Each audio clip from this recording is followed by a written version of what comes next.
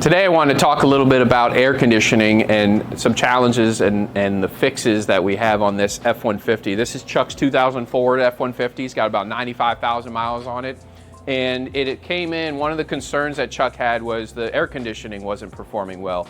We confirmed that the vent temperatures weren't as cold as they should be. It's late May in South Florida, so there's a lot of heat and humidity that the air conditioner needs to remove out of the cab.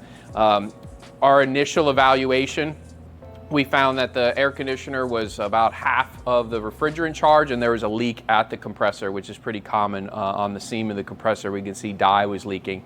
Upon doing the work where we were replacing the accumulator and the condenser and the compressor, when we did the orifice tube, if you could come over here, Liz, we found that the original orifice tube, as you can see here, is completely full of debris and trash. This shows and tells us that the AC compressor internally failed and put all this debris into the refrigerant lines. You can see the difference between the old and the new orifice tube. So that changes our approach. Now we're not just replacing a compressor and an accumulator.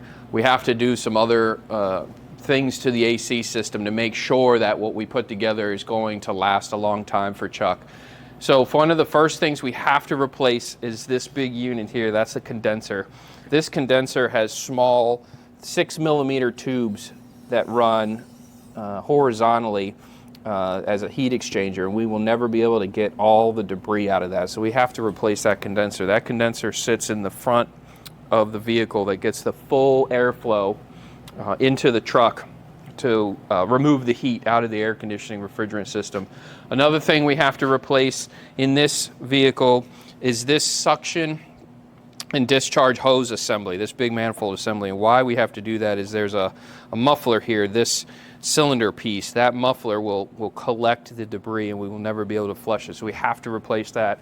As I mentioned, we also have to replace the accumulator. This is going to be replaced with the compressor. There's a desiccant bag in there. We always replace this if any major component in an air conditioning system gets replaced. Some things we don't have to replace, and that's what I wanted to go over in this video. We're not going to replace the evaporator. That's a smaller piece that sits in behind the dashboard, and there's also a metal line that can be flushed. So if we look back here on this firewall, we can see a tube with an opening there and one below it. That's where the evaporator is bolted to the firewall. We're actually in the process right now of using an AC flush solvent. This is a special solvent that is used to flush lines and evaporators to get out any debris and material, oils, dyes out of the system. And what we're doing here is we're putting that solvent into this container. This is a pressurized cylinder, holds about a pint of that solvent.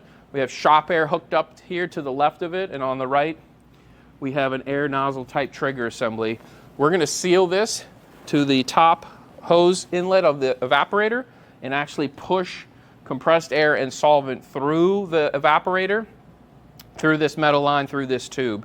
And I wanted to show everybody what the first flush looked like. So this is what came out of the evaporator originally, or the first flush I should say. You can see the green, that's the dye color that was in the system before we serviced it.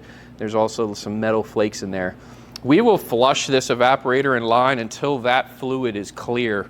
The solvent that we use, the flush solvent, is clear like water. Once we get that clear, we know that evaporator and that line has had all the debris, all the oil, all the dye removed out of it, and then we can start piecing this system back together. We'll put all new O-rings on it, we'll assemble the system, we'll vacuum it down, we'll make sure there's no leaks, and then we'll recharge it and check the performance. This is to ensure that we can put our 3-year, 36,000 mile warranty on the entire AC system and give this back to Chuck with a very well performing air conditioning system that he can use for many years to come. So thank you for taking the time to watch how we approach this type of issue with this air conditioning system, and thank you for your time.